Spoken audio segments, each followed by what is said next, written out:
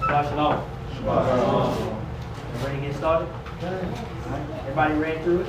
I got it right here. But you know what? That was better. All right. Everybody ready this week, right? Okay. What y'all get? What y'all got so far? What y'all got for me? What's it about? What is the portion?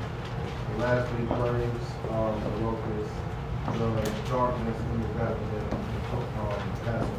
Alright, so the locusts, the darkness, the death, face out. Alright, what else you got?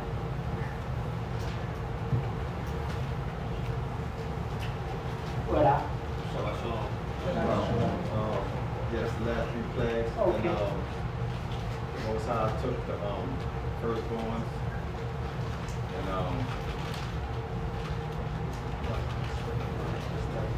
Most High took the firstborns and I lost it. It was just there. Come back out. Anybody else? Anybody else? Go ahead, Al. As far as what I got out of a certain section was, of course, with the plagues. It's like the Most High is showing a disrespect to the quote-unquote God of Egypt. So when it comes to like when he took out the lights, when the sun turned off, it's a disrespect to our age, or the sun deity, and it's like, you know what I'm saying? It's like these are supposed to be the big deities, or even when it comes to saying I am that I am. What do you call it? I think there was a guy that, or not a guy, but there was an Egyptian pharaoh that was a woman that dressed in men's clothes, and they said, she used to say, I am that I am. So when the Most High said, I will be that which I will be, it was kind of like a shot at that ideology too. Like, I will be that which I will be. So it's like at every turn, the Most High showing his smile. Okay. All right, cool. Here's a question I have. I actually came this early today. If you had to give an answer for this question, I want to know what you would say. Was Mitzrayim, why were they destroyed? Let me ask you that. Why was Mitzrayim destroyed? Huh? Because y'all children were captive. Because they kept the children of Israel captive? Okay. Because they was like the highest power around that time. They had a lot of science. They were dealing with a lot of things. So Yah wanted to make an example of the highest power of the world at that time. So They was dealing with a lot of things, you said sciences and deities and dealing with deities. So a lot of people from the outside looking in could think that their way of life could be prosperous because they was on the level that they was on, and they was celebrating and dealing with all these different deities. So Yah had to make an example of that, so they could show them that Yah is the higher power of all things. So okay. Go ahead, Eva. I think it's simply because they attempted to destroy his firstborn. All right.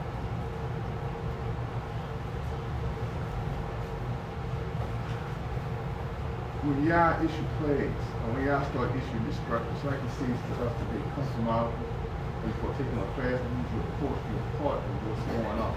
Even though not all the people might have been a part of it, they was part of the triumphs of what's going on. And when destruction starts falling on people, it don't separate out. So that's why Yah had to say, over here in Goshen, I'm going to put a hedge. But when destruction starts coming, it's going to reach out to everybody and it's up to the hedge out. So Mitzrayim has to be destroyed because destruction went forward. The edict to destroy went forward. And he said the only one that don't be destroyed is the ones that stand with me in front of me by striking the doorpost. So it can witness that I'm protected. So Mitzrayim have to be destroyed because we say this is my final plague. This is the plague that I'm putting on it. Mitzrayim will be destroyed. And all that's not in my protection will be destroyed. Okay. What about you? What was the question? Well, the question was, I asked, why was Mitzrayim destroyed?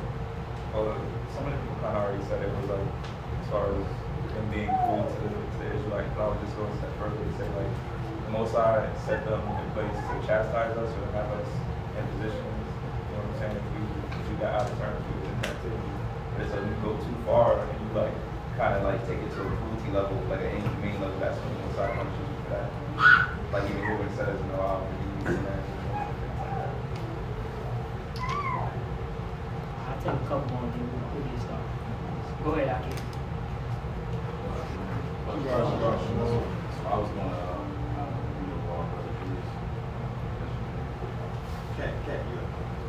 so yeah, just to show that Shavuot is Almighty. It's powerful.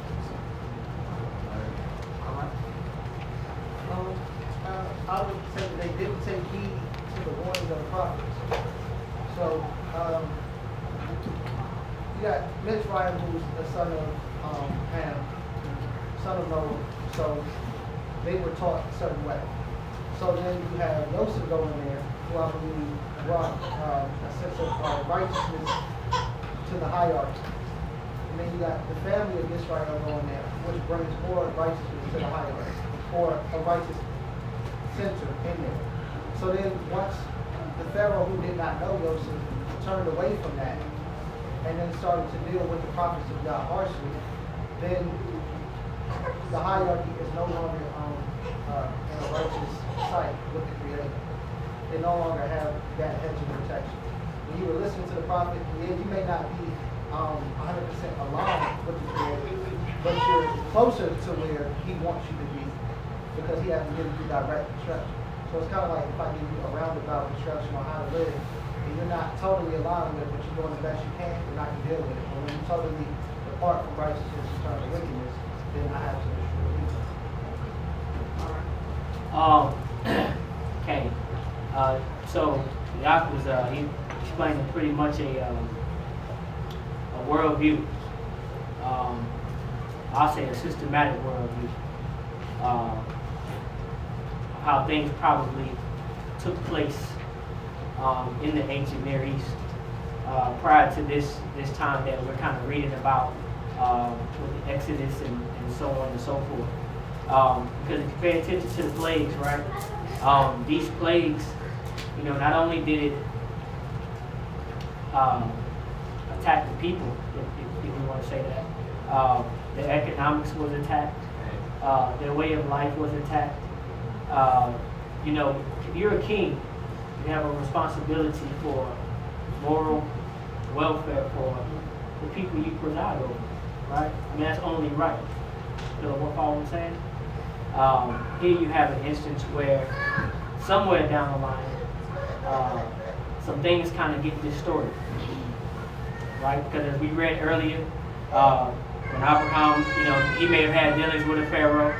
The Pharaoh during the time of Joseph, there was some unilateral understandings as far as how people should deal with people, right? It wasn't so much off the chain as far as what we're reading in this particular dynamic.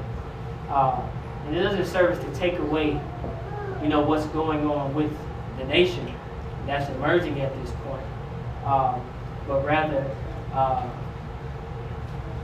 I will highlight some more informational things that's kind of going on with surrounding nations, with us kind of in the middle at the same time, which is why you will see something that, you know, that takes place with the Pharaoh of this particular dynasty or this particular dispensation of time. So just something to think about, right? Because you see later on, you know, this type of mindset is duplicated, right? So when you see terms like what is it? Like behemoth, right? Last week, Zokan touched on the term ta'anim, right? And it, you know, is a euphemism for describing a crocodile or something like that, right? You're dealing with the mindset of a place, right? Think about crocodiles in the river, right? What do? Like they rule it. Hey. You know what I'm saying? You just don't walk in there willy-nilly and don't get don't get touched, right? I mean, they, you know, as far as anything that's in that body of water, you know, they got it on lock. You know, you're dealing with the mindset, and this mindset is being brought under subjection. You know what I'm saying? To the creator of all things, right? Which Paro at this time, he's taking on the mindset that he's more than what he really is. You know, so just something to think about as we're reading and we're paying attention to what's going on. All right. Anything else on that? No? Parashot bow. Anybody know what bow means? To go or to come, right? Bow, it means to go, or it can mean to come, depending on where we're reading the word at. All right. So where are we going? Where are we coming from? Anybody want to take a stab at that? Where are we going? Where are we coming from? We're going to the wilderness, to Mount Sinai, to worship, to the Most High, and coming from Israel. Well, that's where they were going. Where are we going? Where are we coming from? You mean us? Yeah. Oh, okay. Are we going back to the wilderness? Are we coming back out of Egypt? Are we in the wilderness? Amen. So you can ask the different group of Israelites where you're going, and they'll tell you which answer. So that would be a question for us to say. So where are we? That's a good question. So I can say, well, certain Israelites, they have land, Goshen, I think in Georgia, and that's where they're going in the near future. So I would say maybe if we have the land here for Sukkot, we might go there for Sukkot. I don't know. And then you don't have to answer this question right now, but a question to think about as we're going through the portion, right? What does it take, right, or what is needed to build what's called a kahal? Everybody know what kahal means? Because you have an adat, right?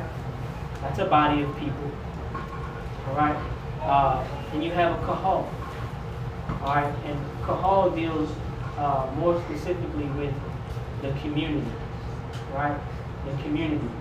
And if we pay attention to the Pesach, this is the first time when you see a group of people do the same thing under one set of instructions together. And I believe my brother right here said earlier, the brother Azariyahu doesn't have to go out of his way to make sure that he's okay, right? But he makes sure that he can take a portion according to the size of both their households. Meaning, he makes sure that this brother is good to go. He doesn't have to do that, right? But these are things that are exercised throughout the community. Everybody follow what I'm saying? Which we've kind of gotten away from. So what's needed to build a kahal? What do we have to have in place for something like that? What is the kahal? What does that look like? What does it sound like? Everybody tracking me? So kind of think about that as we go through the portion. Last week we I asked, what are the children of Israel? What are they learning?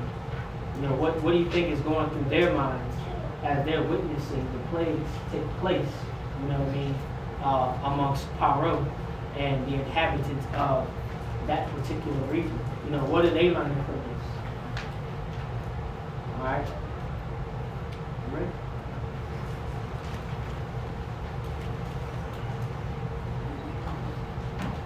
Sefer Shemot, commonly called Exodus, chapter 10, verse 1. Hallelujah. Hallelujah.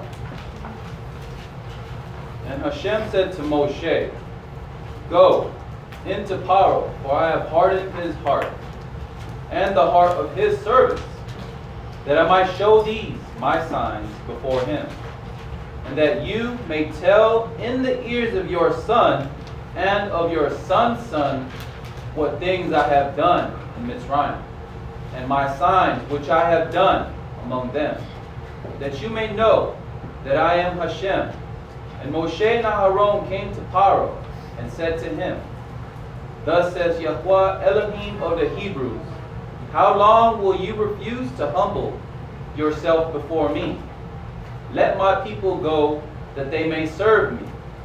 Else, if you refuse to let my people go, behold, tomorrow I will bring the locust into your border. All right, so real quick, right? A couple things. So, as this portion begins to open up, right, it says that so that you may relate in the ears of your sons and your sons' sons, right? And everything that has taken place up until this point is servicing, right, to make sure that this particular knowledge is what? Is passed down from generation to generation, okay? And a term like this, right, so it's like, it'll say something like, it's a fair, right? But a zone, right? So literally, in the ears of, right? In the ears of your sons' sons. So you think about, anybody know what a griot is? Besides MORAY. I know MORAY good. What's a griot? He's a storyteller. It's usually like an elder in the community, and You know what? he's the elder of the community, and he knows the history of his people from that community, and he kind of is the one that passes that down. So today somebody might call that like the oral tradition. Alright? Relating very specific particulars from generation to generation. So that everybody understands and knows that, hey look, you know, this was a very, very monumental part in our history. There were certain things that were going on. This is why they were going on. And here's why you probably should remember them. Right? So if we read something in Yirmiyahu that says that these people are going to discontinue from their heritage, right? What are we discontinuing from? What's one aspect of it? You know, the ability to pass on certain things that are detrimental, I would say very, very important to the cultural aspect of being called by the auspice of Hebrew and Israel. Does that make sense? Can you rephrase that? Say it again? Can you rephrase that? Can I rephrase that? Which part? So I'm trying to, so you're saying about a griot, they're telling the oral tradition. So griots, right? Uh-huh. They're professional storytellers. Right. They are the keepers of certain relics in history that preserve a certain cultural identity within a family. You follow what I'm saying? When that is non-existent anymore, you know, we lose the ability to retain certain information. Okay, So for what's their function, or what's their, not function, what's their importance? what's their importance? They're preservers of the traditions. They're preservers of certain key points that are important in a family. Right, I thought that's what you were asking. So, is that what you asked the question, right? Yeah, he answered my question. Okay. But then I said that when you read something like, and these people shall discontinue from their heritage, right? You might read something like that in the prophets, in the book of Jeremiah. You know, what are we discontinuing, or what are we losing in our heritage? And I was relating that to the function of somebody like a griot. All right, because you have no knowledge, you have no reckoning of what's embodied in your heritage. You don't know what to do. You don't know where you're going. You don't know where you come from. Right? You follow what I'm saying now? You got questions on that? It's just more of a statement. It's like today, we don't have a clue about our heritage. We can only guess and try to figure out these are what somebody else tried to read and try to figure out, because you discontinue from your actual heritage that your foreparents had, but nobody's around to tell the story. Or they took it from you over a period of time. So you clear on that out?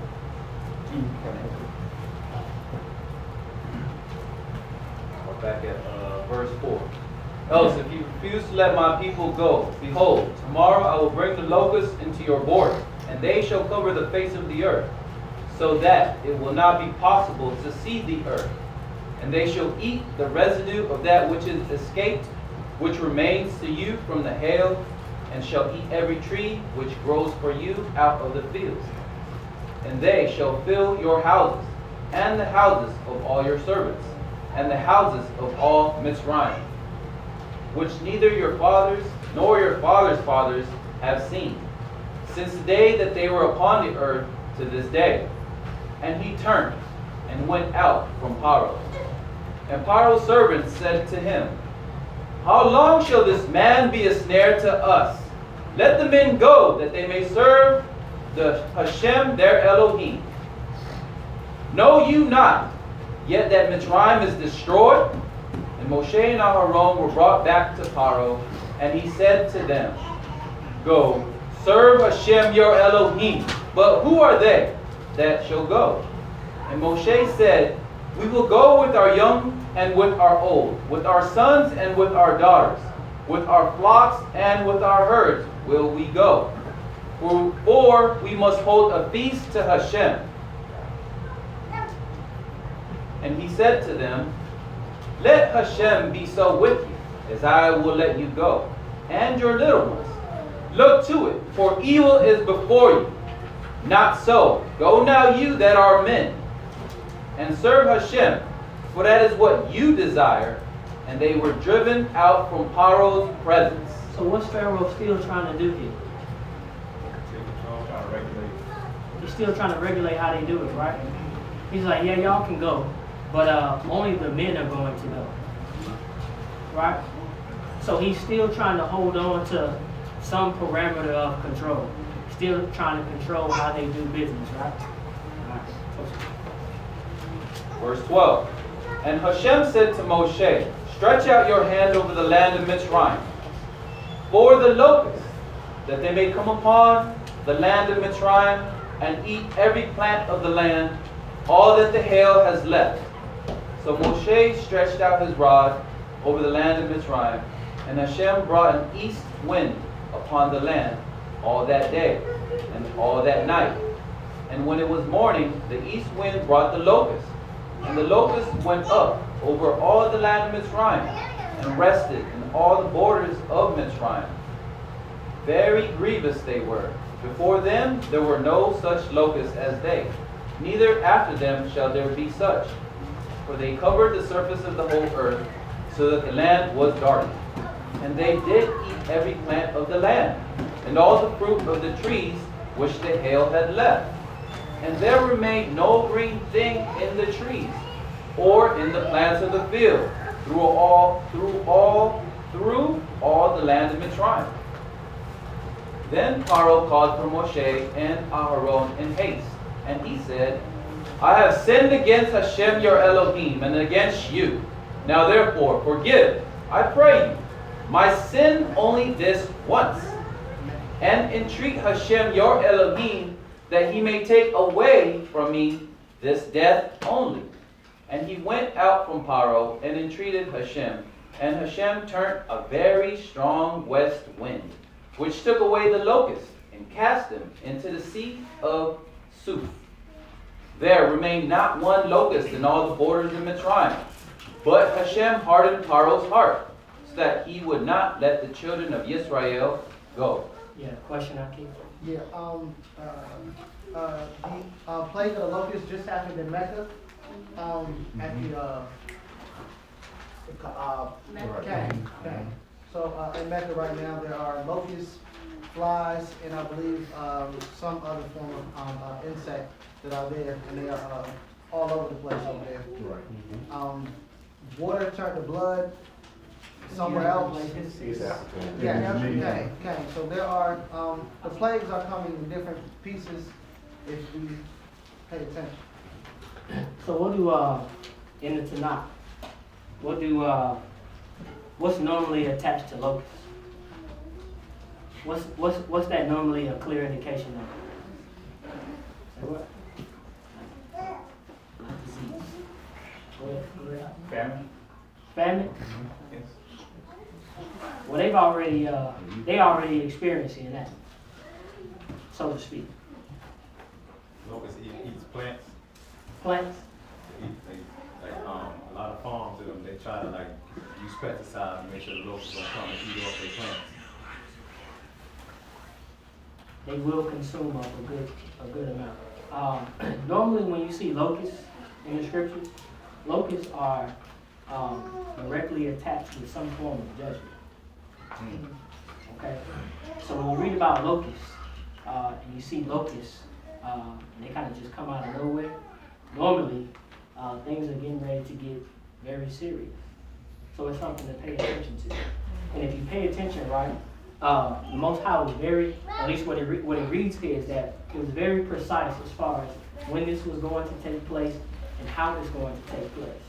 So the plagues have undergone a series of transformations, right? We have a body of things that are going on, but as the plagues become more severe, now you see more of an accurate measure of how the Most High is defining his power. It's becoming more and more precise.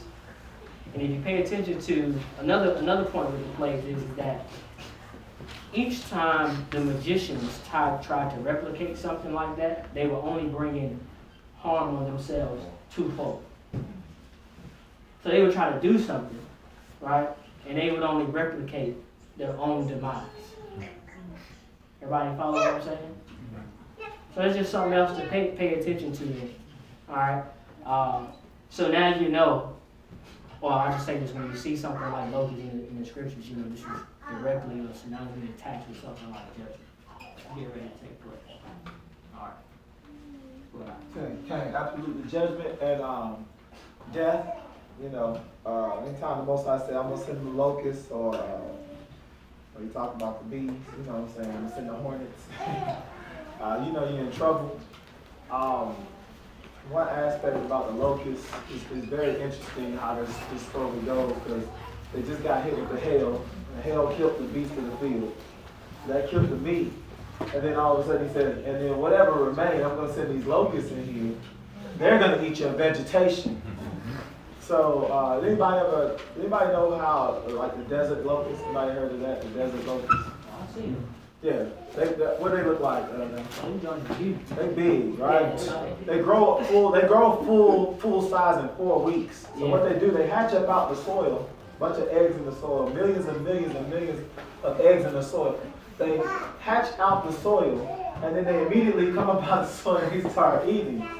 So what happens is the way they travel on the wind or on the ruach. So it's kind of like Imam would say, you know, the ruach bring all kind of things in, right?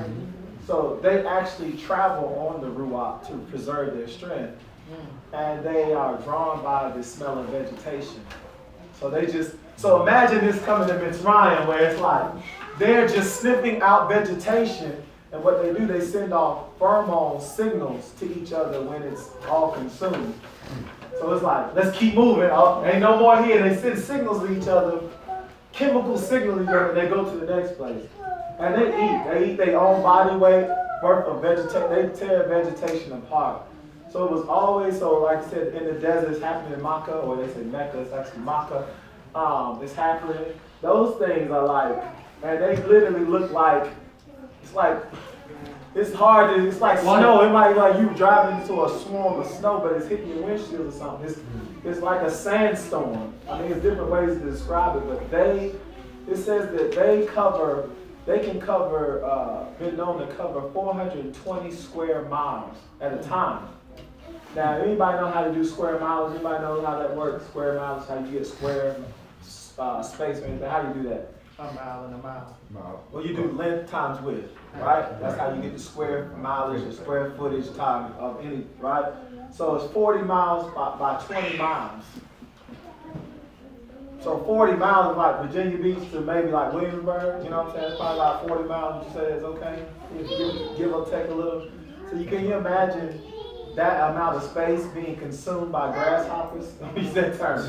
Locusts. And they've even said this year the desert locust has pretty much tore up a lot of farmers' stuff this year. It has devastated farmers' fields and things, you know. So these are some really traumatic things they're going through. So now not only is the meat gone, the vegetation is gone, so they're hungry. So it's like we're not just dealing with the plague, we're dealing with the repercussions of the plague too. So it's like, you know what I'm saying? So now the water stink. You know what I'm saying? They didn't kill all the fish, so now we got pestilences that are eating the dead stuff. On top of that, we got frogs in our house. You see what I'm saying? It's like, and then the gnats are coming up from the earth. You know, it's like they're dealing with all kind of repercussions of sicknesses and things of that nature. You understand? So it's really deep what's going on with them. You know how you say, they're losing, they're taking an L. And that's what, anytime you're magi or you're wise men, however you want to say it, like, look, man, Mitzrayim is destroyed. They try to let it like, we're done here. You know, but Pharaoh's like, you know, Yah is harder than his heart. He's basically like, no, not till I'm finished. So one other aspect of it is that when Yah calls, because he says, I'm going to put these judgments on Mitzrayim. So from the beginning, to answer Adon Malak's question, is Yah already told you he's about to judge this place. You can't kill babies. You can't kill the innocent. You can't, this is the things that we got kicked out the land for. They was doing it to us. The widows, the orphans, the fatherless, hating your brother in your heart. You can't do that and not expect judgment not to come. So he already told, he said, I'm putting my judgment on them. Period. He didn't just do it because he's like, oh, Miss Ryan, they got my people there and I don't like them. That's that's not the way the Creator works. When something is unbalanced, you have an opportunity to balance it back out. When you don't take that opportunity, Yah says, now judgment must come. I must bring balance to the situation. What they did to us, killing our firstborn, so forth and so on, judgment has to come. Judgment has to come to America. What they did, it's recorded, it's documented, we got pictures, we can see it. We're repercussions of that. We have post-traumatic slave syndrome because of it. Judgment has to come. So when people tell me America, yeah, I would like to see everything be in shalom with America, but America, it's just the way it works. Judgment has to come. So judgment had to come on this Ryan. Period. You know, both sides judgment. Everybody good on that?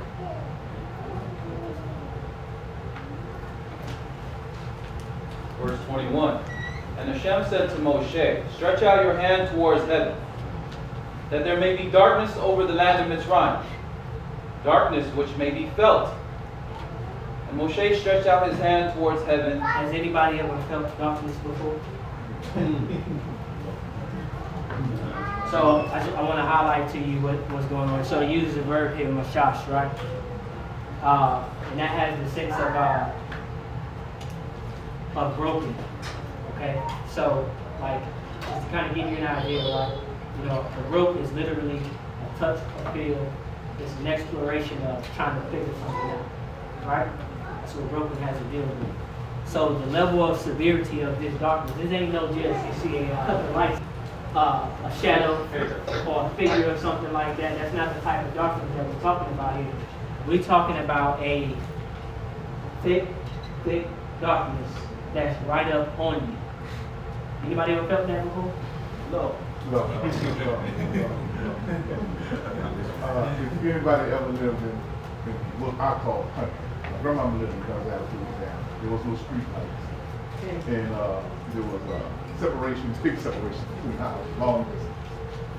And you get the big moon that comes up at night, stars, and that kind of like place up.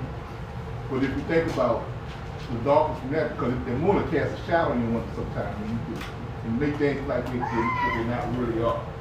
But if you think that that moon didn't appear, or the light from the stars didn't appear, that's the kind of darkness we're talking about. That's unimaginable and unheard of, and something that we really never touch no matter what situation it is.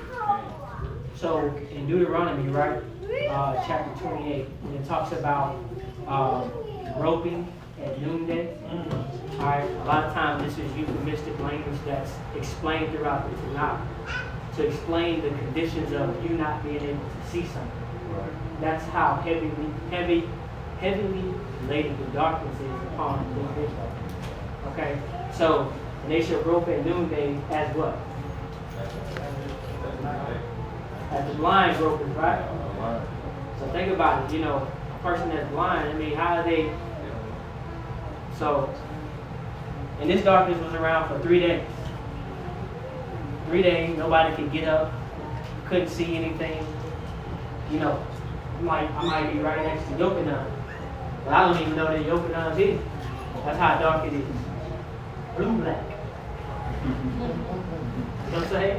That's how dark it was. Alright, touch it. Verse 22. And Moshe stretched out his hand towards heaven. There was a thick darkness in all the land of Mitzrayim 3 days. They saw not one another, neither rose any from his place for 3 days. But all the children of Yisrael had light In Goshen? in their dwellings. So they had physical light? Yeah. How many people say yes? How many people say no? You don't know?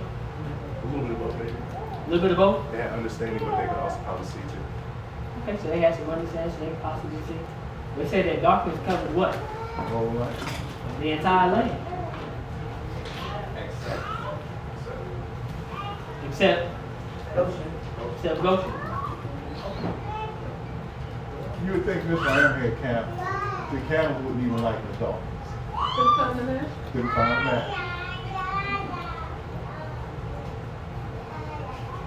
Verse 24.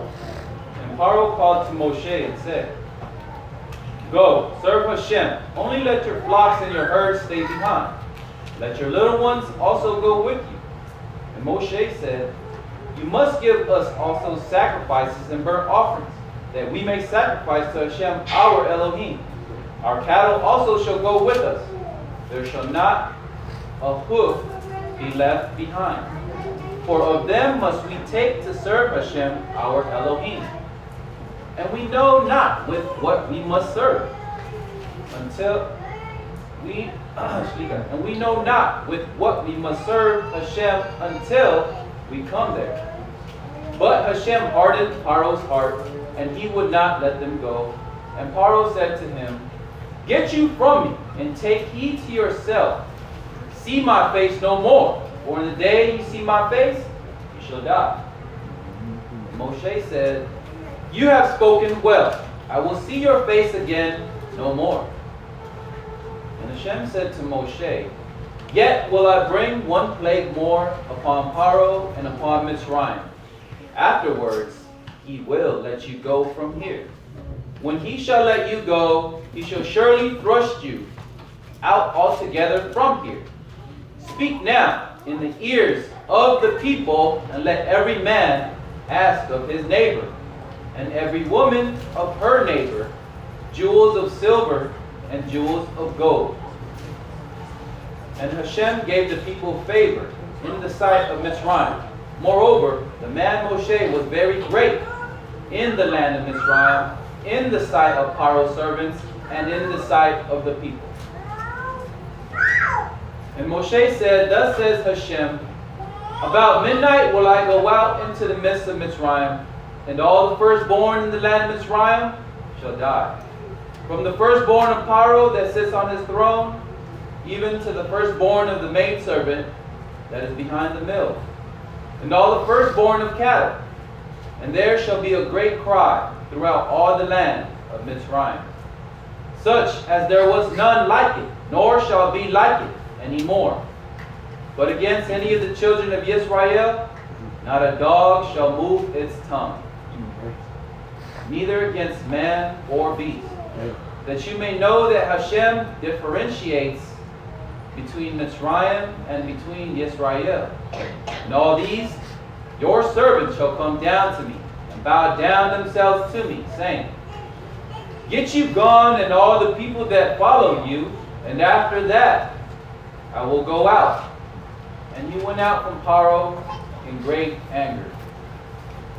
And Hashem said to Moshe, Paro shall not hearken to you, that my wonders may be multiplied in the land of Mitzrayim. And Moshe and Aharon did all these wonders before Paro. And Hashem hardened Paro's heart, so that he would not let the children of Yisrael go out of his land. Got a question? So he didn't leave Paro after verse 29 of chapter 10. When it said that if you see my face again, then I'm going to kill you. he didn't leave and then went straight into chapter 11. Did he physically leave his presence? Yeah, like he couldn't have left. So he stayed there and just waited until he got word from the Creator. You say he stayed there, what do you write? Because, okay, so in chapter 10, 28, it says, Pharaoh said to him, be gone from me, take care not to see you again, for the moment you look upon my face, you shall die. Then Moshe replied, you have spoken rightly. I shall not see your face again. So, with that being said, verse 11, it seems like he just stood there and waited for word from the Creator to give to Pharaoh, or he would have had to have come back. Okay, now I understand what you're saying. So, so this is one of these verses, right? That it's what's the term I want to use? The way that it's put together, it's expressing a future action. So, it really isn't connotating a situation where, okay, I'm here, and then the next minute I'm gone. You know, that's not what's taking place.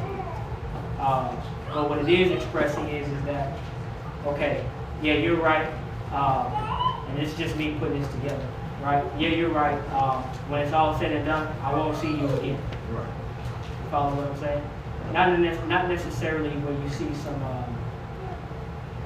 chronological movement from one place to another place. You understand what I'm saying? So he pretty much did leave, but he was during that exchange. It's like, you're right. When it's all done, it's over. Right? It's all done. All said and done. You're right. I'm not going to see your face anymore. And more specifically, you know, this is, you know, you kind of get into the half Torah portion of this, right? The judgment that's coming upon Egypt. You know, Egypt is no more going to be this great thing anymore.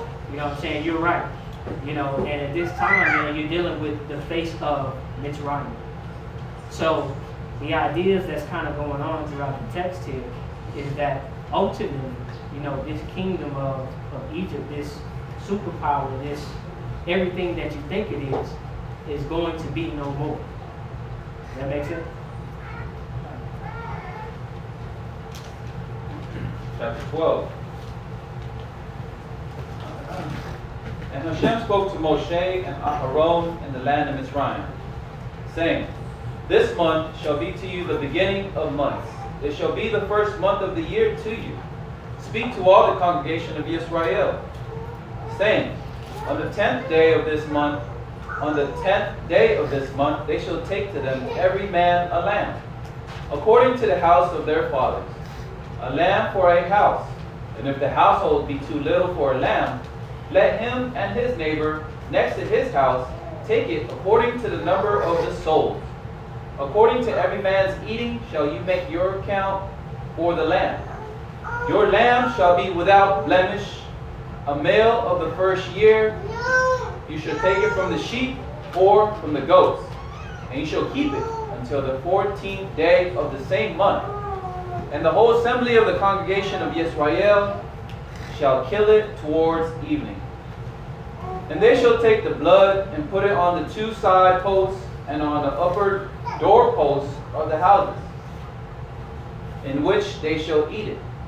And they shall eat the meat in that night, roast with fire, and unleavened bread, and with bitter herbs they shall eat it. Eat not of it raw, nor boiled at all in water, but roast with fire, its head with its leg, and with its entrails. And ye shall let nothing of it remain until the morning. And that which remains of it until the morning you shall burn with fire. And thus shall you eat it, with your loins girded, your shoes on your feet, and your staff in your hand. And you shall eat it in haste. It is Yahweh Passover. For I will pass through the land of Mitzrayim. So, one thing I want to highlight in this particular section right here, right, is you get the idea of the communal necessity to do this together. Everybody follow what I'm saying? So when you take the lamb, right? Each household is supposed to do what? Supposed to take the lamb according to the size of that house, right? What if he can't take the lamb? What if he can't get one? And you can get 3. Make sure that he can get one as well. Alright? That's the whole idea of communal efforts. You know what I'm saying? Is making sure that everybody is good to go. Everybody can take part in what's getting ready to take place. Alright? Because this is a very, very important festival. It memorializes some very important things in our history. Right? And we have to make sure, let me not say we have to. I would say it would be wise to make sure, all right? Nobody left out back. Follow what I'm saying? So, think about it. Think about it. It's the first example of, I'm just going to say, communal norms. That's what you want to call it. You got questions on that? Yes.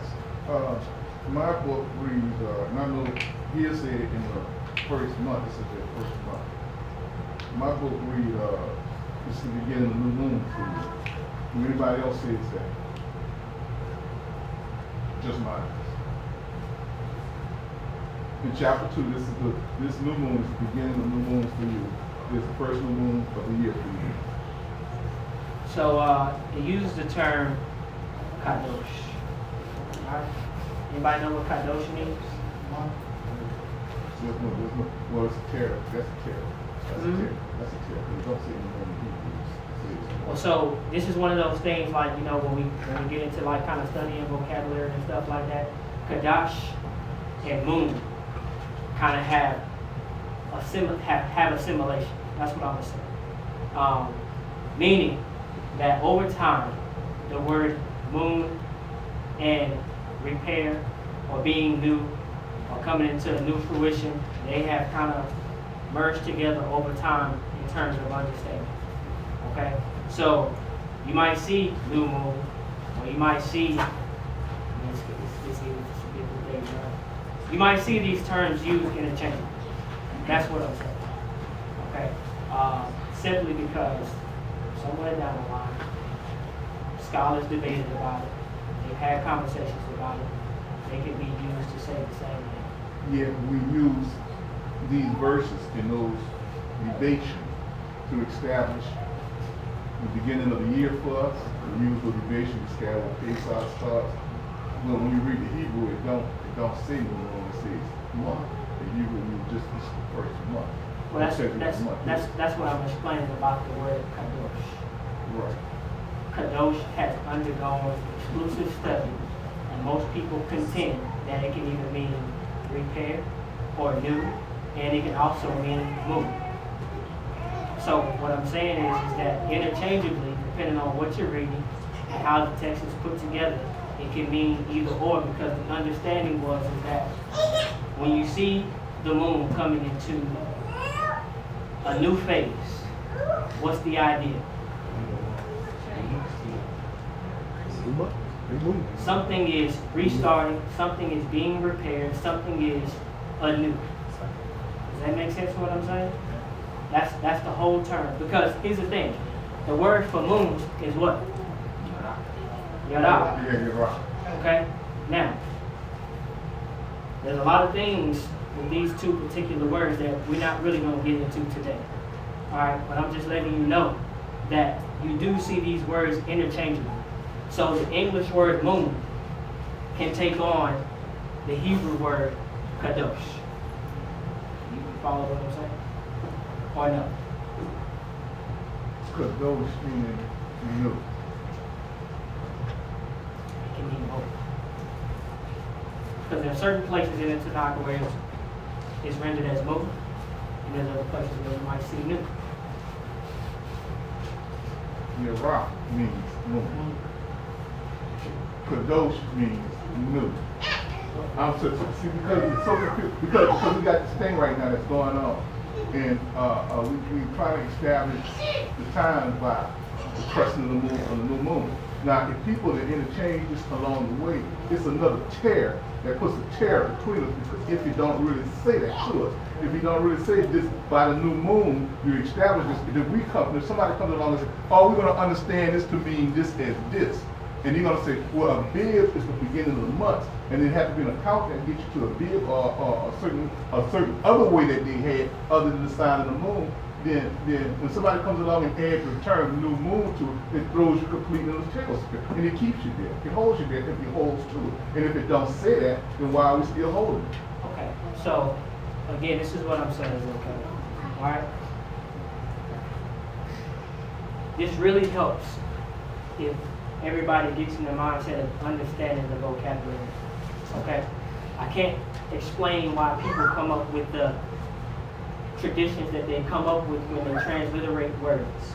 But what I am saying is based on different texts, based on how different Israelites interpreted what was going on at certain dispensations of time, based on what we're reading here, right? The term month and the term moon are interchangeable with the Hebrew word kodesh.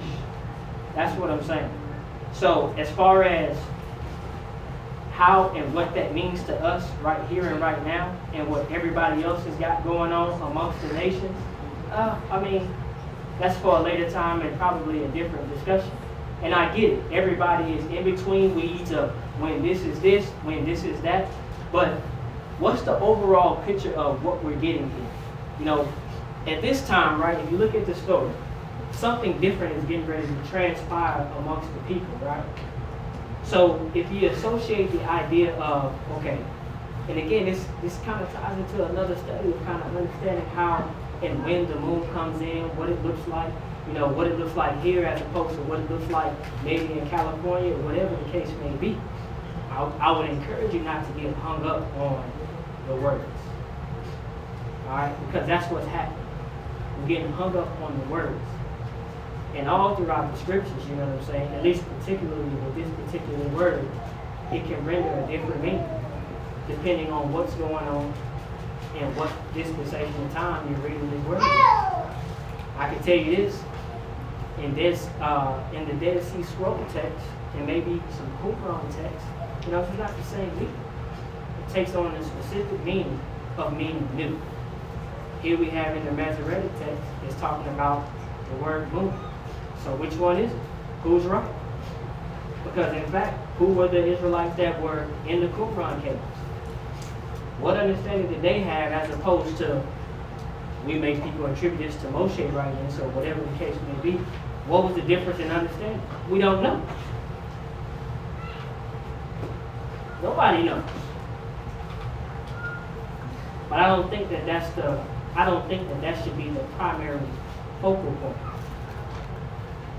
Because there's different schools of thought as far as how you want to apply the term. The more, I would say that the better question is how does this month shall be the beginning of months, how does that apply to us? What does it look like for us right here, right now? What's the level of work that we're putting into defining this for this generation and generations to come? This isn't discounting anything that anybody else has. But what are we doing to make it relative in the here, in the now, and us going forward? Because the only thing that we're talking about, I'm not talking about Jesus, okay? The only thing that we're talking about is what everybody else is doing. And in hindsight 2020, is that really functional for how the Israelites of this time need to move forward? You actually completely answered it. I just wanted to just add because this is something that you said. It can take us off into a 5-hour conversation dealing with something that I deal with a group called Money to Kind of Coalition. I just want to say Kodesh Told is a pretty common terminology used each and every time a new month comes in and it's been established. Like you said, it's knowing the language is knowing how certain things have been reconstructed and understanding. So that's like I said, you already answered that. that's why I have to end up speaking as well. That is very common. At least in the circles that I dwell in, when I get information on a new one coming in, that is the terminology that is utilized to, wish everyone a happy mark that we eventually with that work.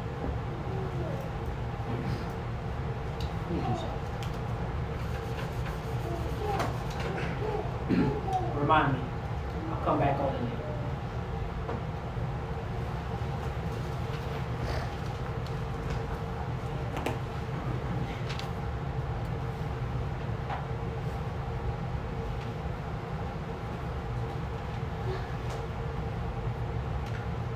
Verse 12. Verse 12. For I will pass through the land of Mitzrayim this night, and will smite all the firstborn in the land of Mitzrayim, both man and beast, and against all the mighty ones of Mitzrayim. I will execute judgments. I am Yahweh. And the blood shall be to you for a token upon the houses where you are. And when I see the blood, I will pass over you. And the plague shall not be upon you to destroy you, when I smite the land of Mitzrayim. And this day shall be to you for a memorial, and you shall keep it a feast to Hashem. Throughout your generations shall you keep it a feast by ordinance forever. 7 days shall ye eat unleavened bread, but on the first day you shall have put away leaven out of your houses. But on the first day you shall have put away leaven out of your houses. For whoever eats leavened bread from the first day until the 7th day, that soul shall be cut off from Israel. And on the first day there shall be a set apart gathering. And on the 7th day there shall be a set apart gathering to you. To you, no manner of work shall be done on them, save that which every person must eat, that only may be done by you. And you shall observe the commandment of unleavened bread, for on this very day have I brought your host out of the land of Mitzrayim. Therefore shall you observe this day in your generations by an ordinance forever. In the first month, on the 14th day of the month at evening, shall you eat unleavened bread, until the 21st day of the month at evening. 7 days shall there be no leaven found in your houses. For whoever eats that which is leavened, even that soul, shall be cut off from the congregation of Israel, whether he be a stranger or born in the land. You shall eat nothing leavened. In all your habitations shall you eat unleavened bread. Then Moshe called for the elders of Israel and said to them, Draw out and take you lambs according to your families, and kill the Passover. And take a bunch of hyssop, and dip it in the blood that is in the basin, and touch with it the lintel and the 2 side posts, with the blood that is in the basin. And none of you shall go out at the door of his house until the morning. For Hashem will pass through to smite Mitzrayim. And when he sees the blood upon the lintel and on the 2 side posts, Hashem will pass over the door and will not allow the destroyer to come into your houses to smite you. And you shall observe this thing for an ordinance to you and to your sons forever.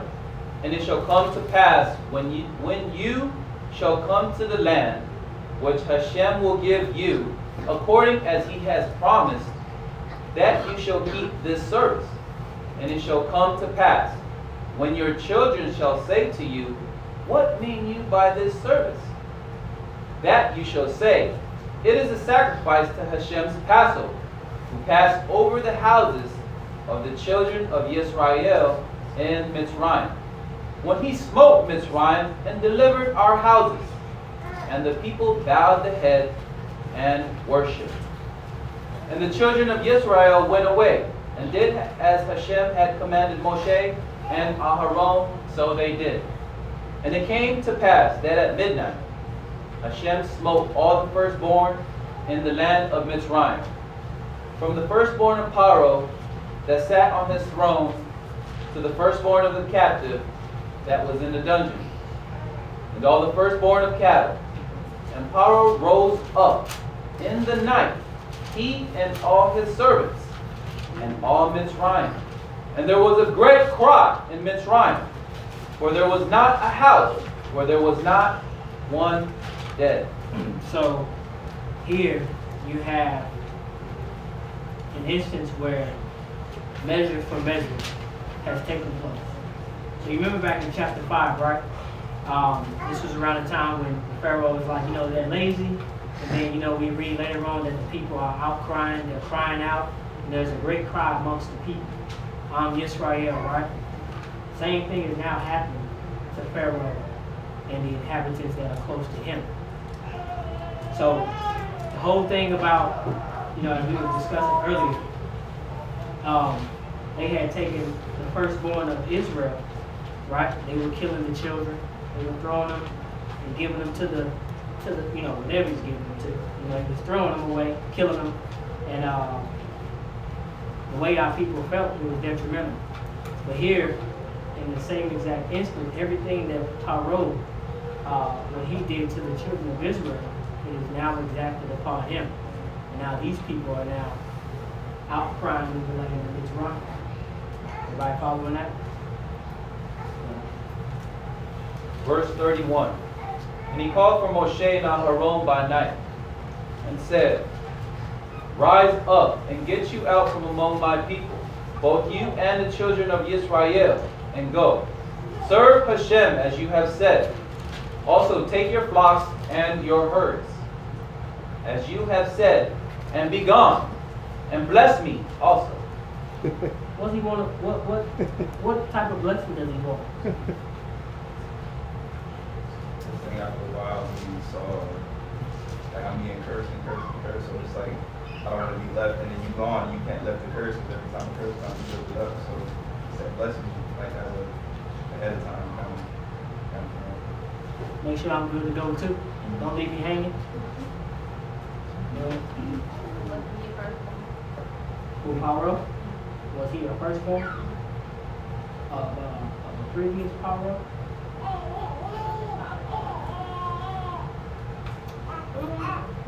I'm gonna say I don't know. I haven't come across anything that suggests he was or he was not. So I don't know if he was a firstborn. Say it. He didn't die. Go ahead. He didn't die. Who? Oh, no. No, she was asking, was he a firstborn? Right. Firstborn? Right. That's how I know that he wasn't a firstborn.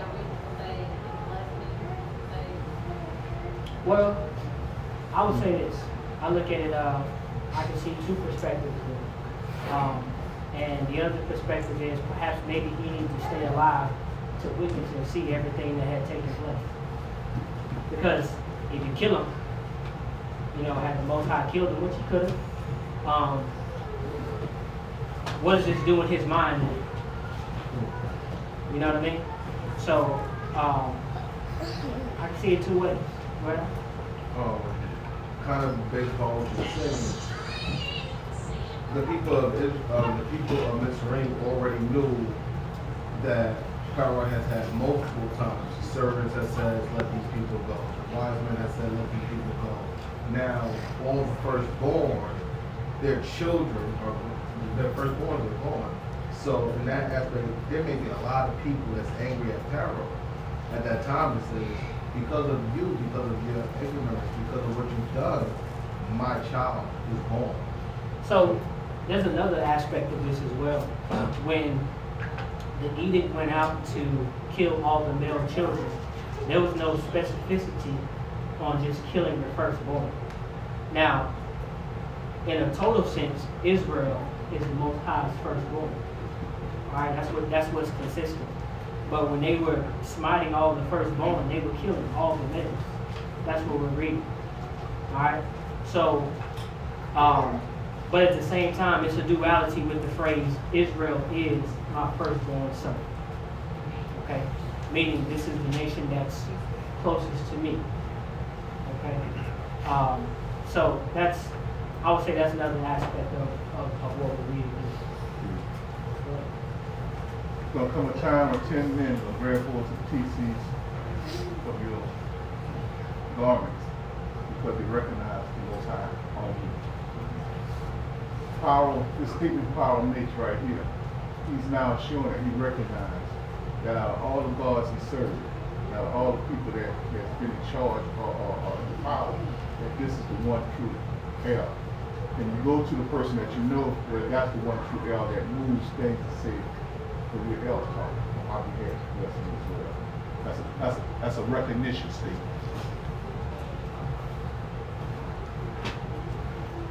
Verse 33. And Mitzrayim was urgent upon the people. And Mitzrayim was urgent upon the people that they might send them out of the land in haste.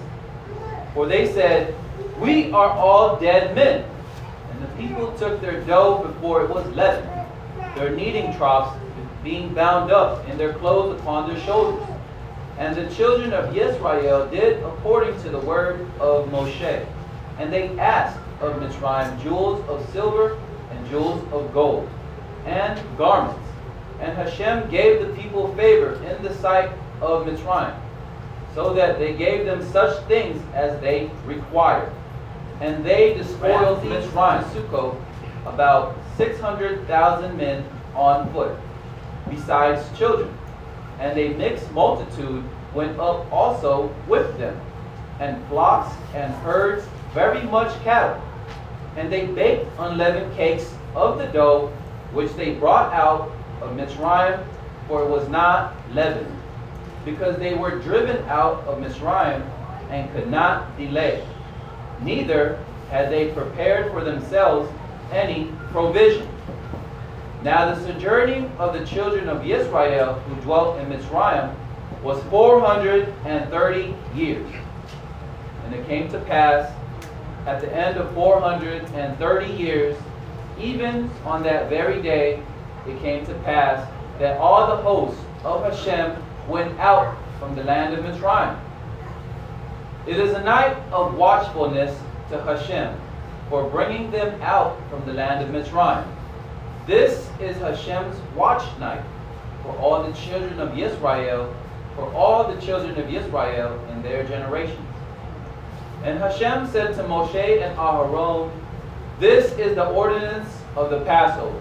No stranger shall eat of it, but every man's servant that is bought for money, when you have circumcised him, then shall he eat of it. A foreigner and a hired servant shall not eat of it. In one house shall it be eaten. You shall not take any of the meat outside, out of the house, neither shall you break a bone of it. All the congregation of Israel shall keep it. And when a stranger shall sojourn with you, and will keep the Passover to Hashem, let all his males be circumcised, and then let him come near and keep it. And he shall be as one that is born in the land. For no uncircumcised person shall eat of it. One Torah shall be to him that is homeborn, and to the stranger that sojourns among you. Thus did all the children of Israel, as Hashem commanded Moshe and Aharon, so they did. All right, so it uses kind of a few different words here. It talks about the Nakar. It also talks about the Ger. Anybody know what the Nakar is? A Nakri?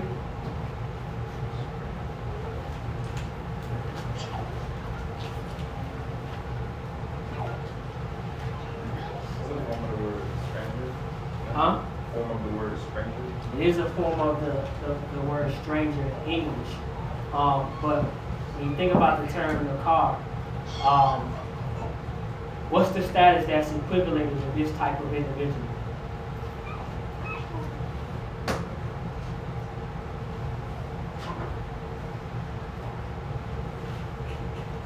Oh, what?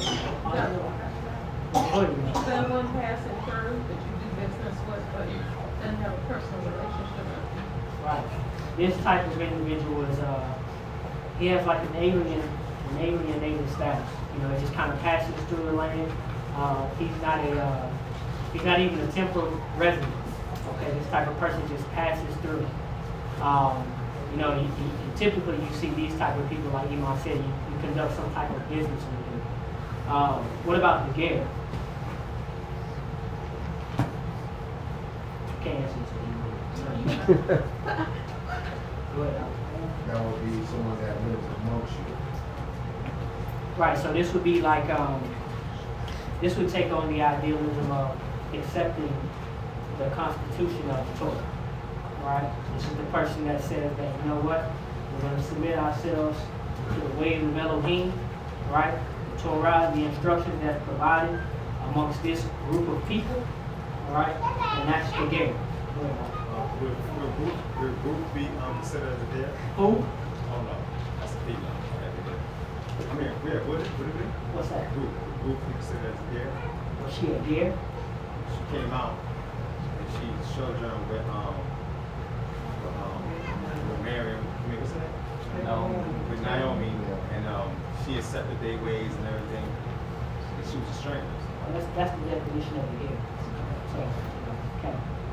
All right. And there's one more term that's used for stranger, which is the zur. And the zur, this type of individual is used as a instrument of correction amongst the children of Israel. Right? So the Mitzrites, during this, what we're reading here, right?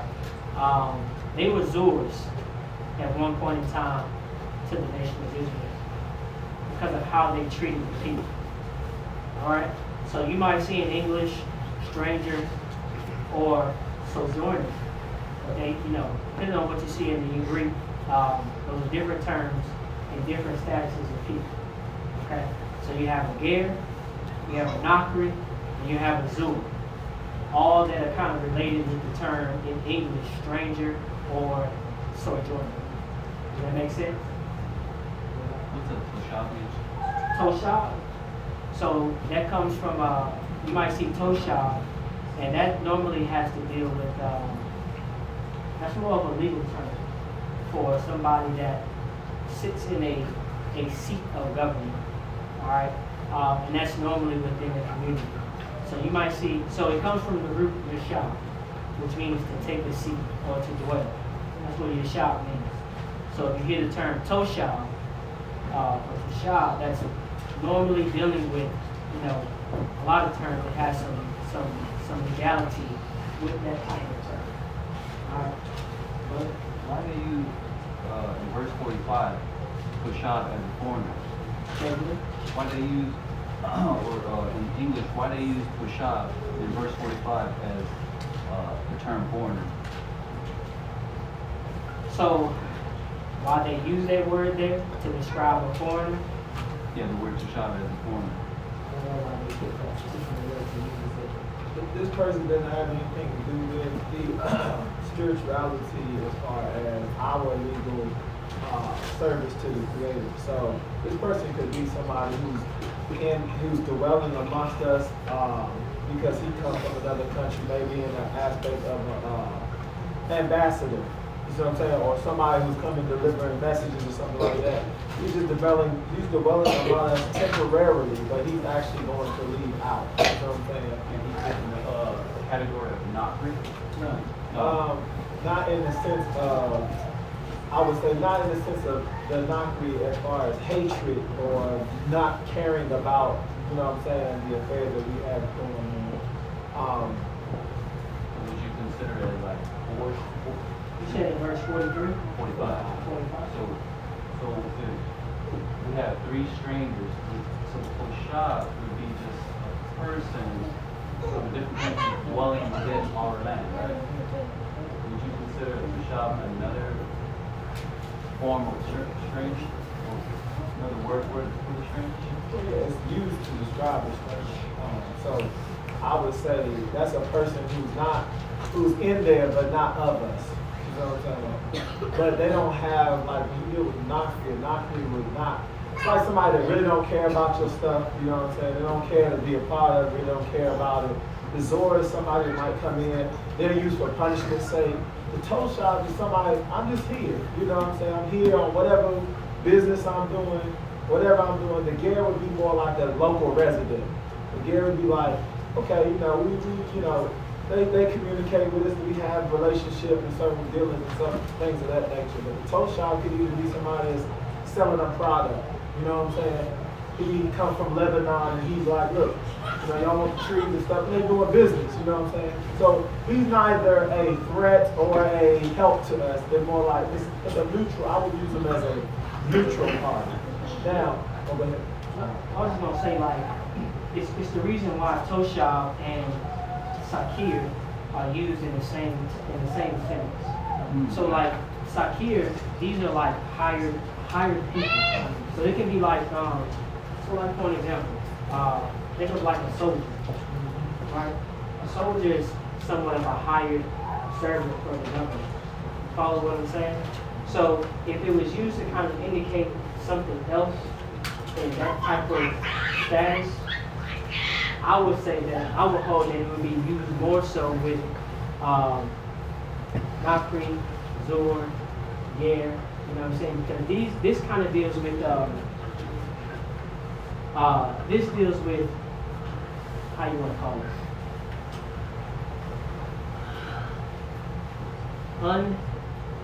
unalienable rights.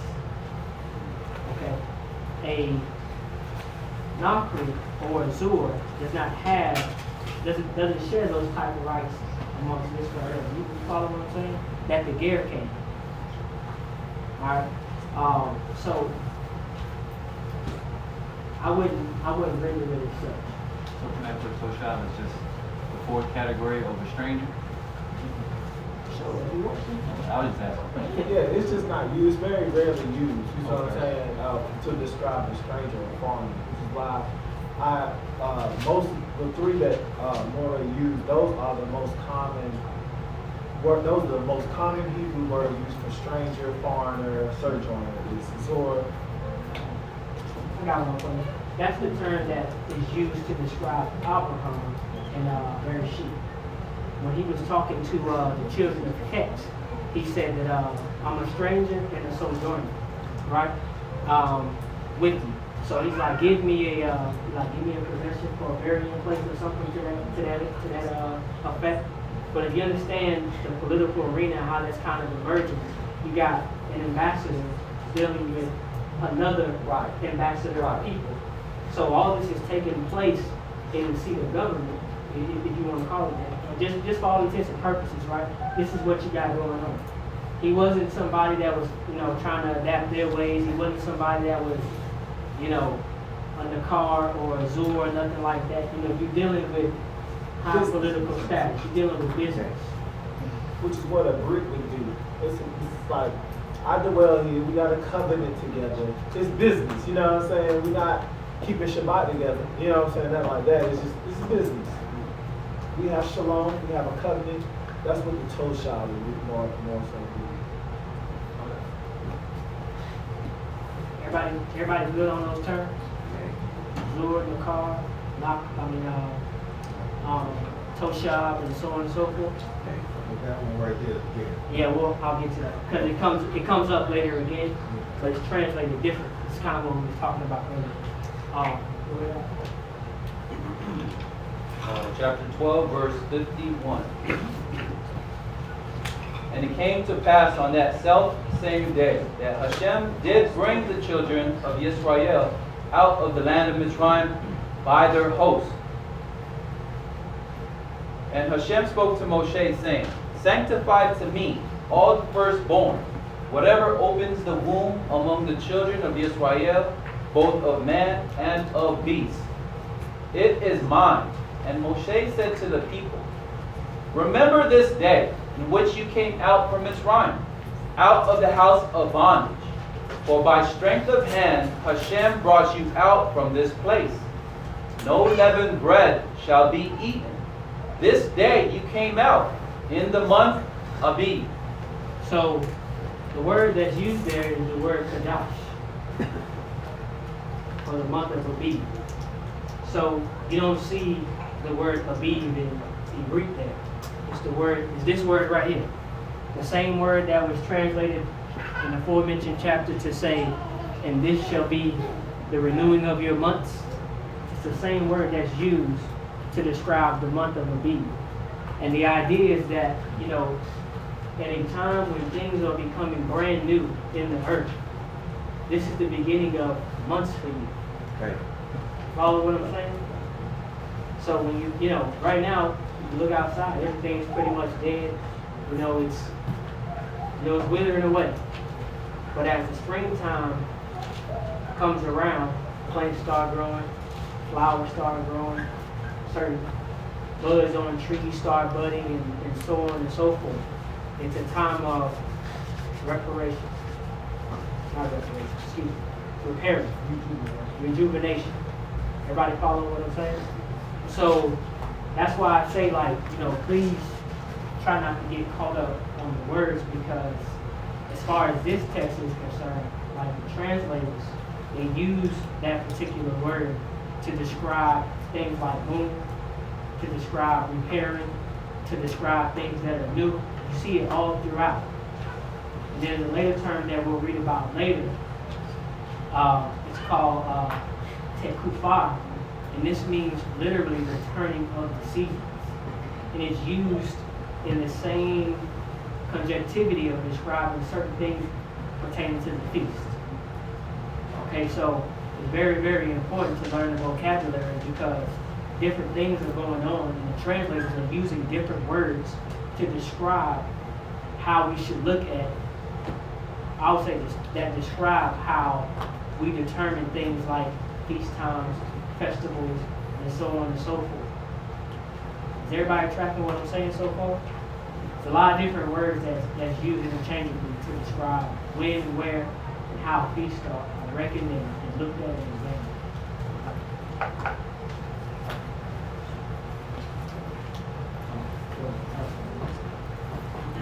Verse 5. And it shall be when Hashem shall bring you into the land of Canaan, and the Kitti, and the Emori, and the Kiwi, and the Yebusi, which he swore to your fathers to give you, a land flowing with milk and honey, that you shall keep this service in this month. 7 days you shall eat unleavened bread, and on the 7th day there shall be a feast to Hashem. Unleavened bread shall be eaten for 7 days. And there shall no leavened bread be seen with you, neither shall leaven be seen with you in all your borders. And you shall relate to your son on that day, saying, this is done because of that which Hashem did to me when I came out of Mitzrayim.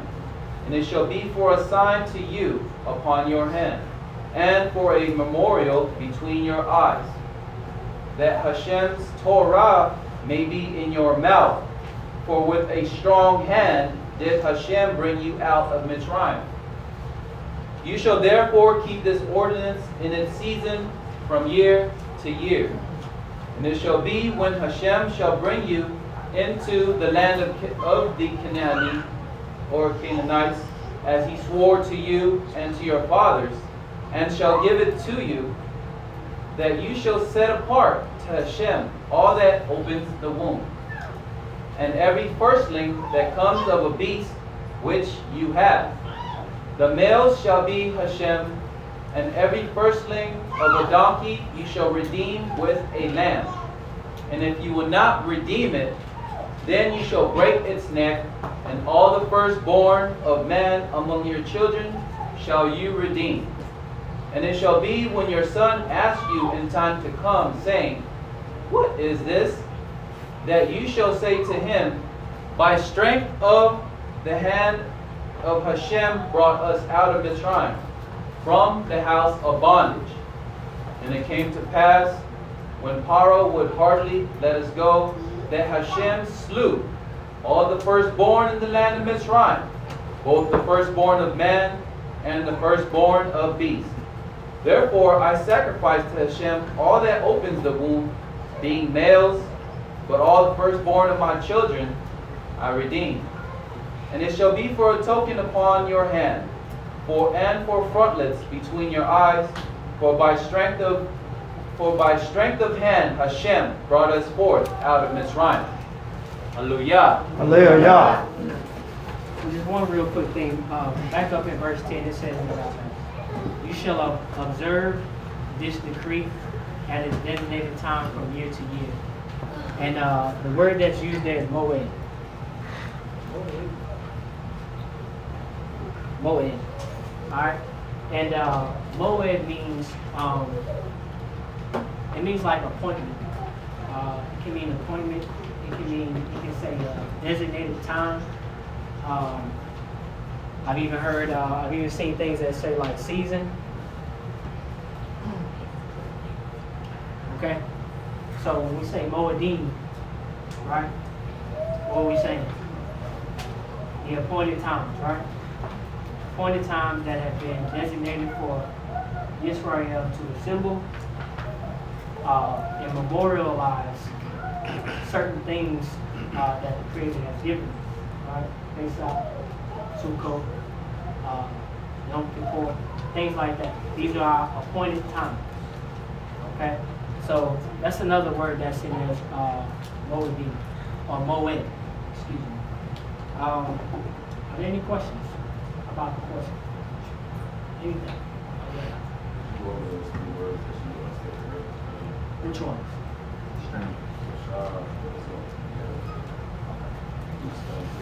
Yeah.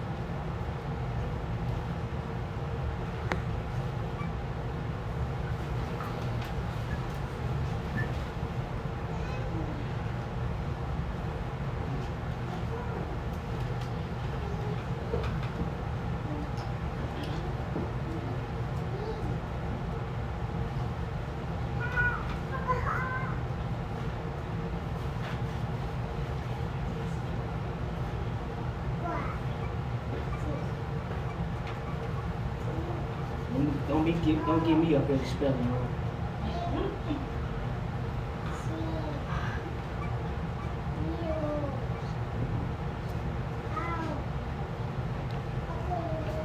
So Ger, the Nakar, Zor, and the Toshah. All these words, well, these 4 words right here, they can mean stranger or sojourner. But based on what the text is implying, you'll know these all deal with some type of status. All right, some type of status of the individual.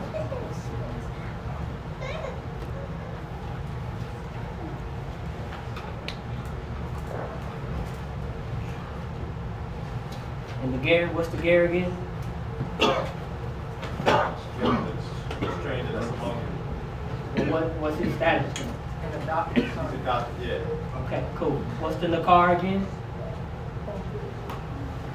That's the one that you The passerby, the one that kind of passes through, right? that's the alien.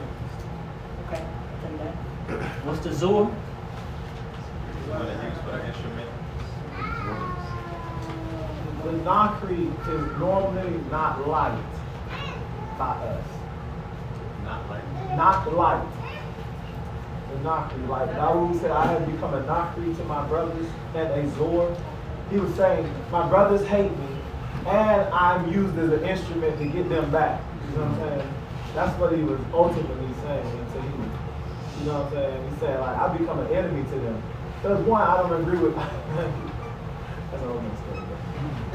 But yeah, so it's, the Nakri is somebody, they're usually like the strangers who we really don't deal with. We really don't deal with them like that. Some people might say the white man.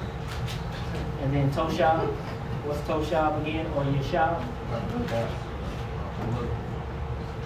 So they're dealing with some governmental type of thing. This person has a designated seat amongst a particular group of people.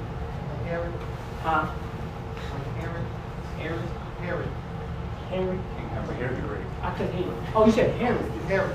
Oh, this guy. Right. I'm just asking. Yeah, he better than me like that. All right. Anybody else? Any other questions about anything? Okay.